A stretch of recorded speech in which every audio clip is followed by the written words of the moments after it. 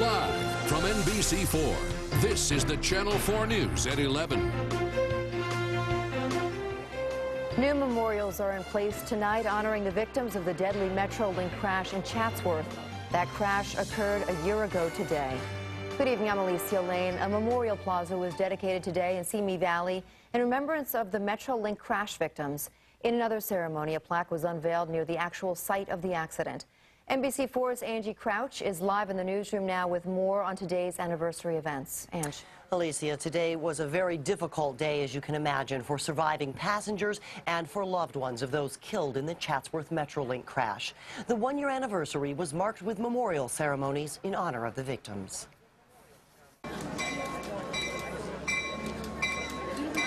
The sounds of trains coming and going in Simi Valley set a haunting backdrop for today's memorial, marking the one-year anniversary of the crash of Metrolink 111. The commuter train collided head-on with a Union Pacific freight train in Chatsworth a year ago. 25 people were killed, 135 were hurt. Investigators say the Metrolink engineer ran a red light after text messaging. The crash spurred a federal ban on cell phone use by train operators, and automatic braking systems were installed on trains. Today, survivors and loved ones of those who died gathered together to dedicate the new Metrolink Memorial Plaza at the Simi Valley train station, which would have been Train 111's next stop. The plaza includes columns which stand in memory of the victims and plaques to honor those who died. Another ceremony was held in Chatsworth, overlooking the crash site.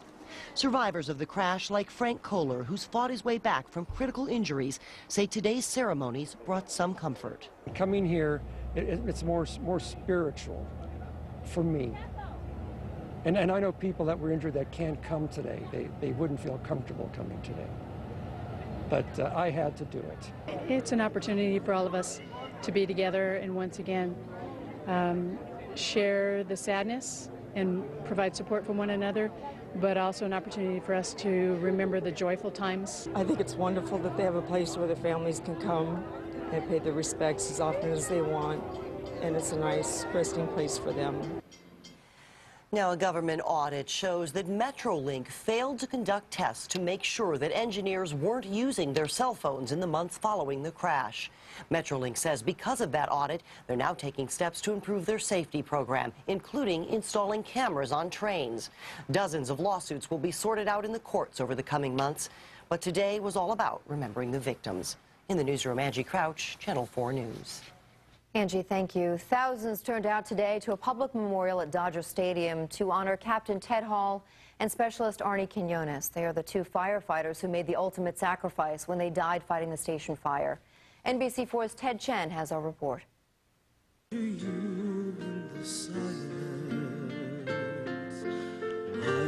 20,000 voices in song and in silence filled Chavez Ravine. It was a stadium-sized salute to Ted Hall and Arnie Quinones and a warm embrace of the loved ones they left behind. All of us here and across this nation mourn with you. They were described as ordinary men doing extraordinary work. Captain Hall and firefighter Quinones died while fighting the station fire near Mount Gleason. Their truck plunged 800 feet as they tried to find a way out for some 70 firefighters and inmates. Ted Hall and Arnie Quinones, you are giants in my eyes and in the eyes of all Californians. And also the Vice President of the United States, who reminded everyone that heroism has sons and daughters and parents and wives. They knew the risk they were taking, supporting an occupation their husbands loved. But don't kid yourselves. They live with that danger every day of their married life. Those closest to Hall and Quinones told of two men who were heroically human, one who couldn't wait to get more sleep. And after being up for 24 hours, 48 hours, well, the real you always shines through. And that's probably what I loved about Teddy the most, is he was genuine. And another who couldn't wait for his firstborn. Who loved his wife, Lori. She was truly the center of his universe. And the families of Arnie Quinones and Ted Hall were left with a promise from those gathered. They watched our backs we'll watch yours. Ted Chen, Channel 4 News.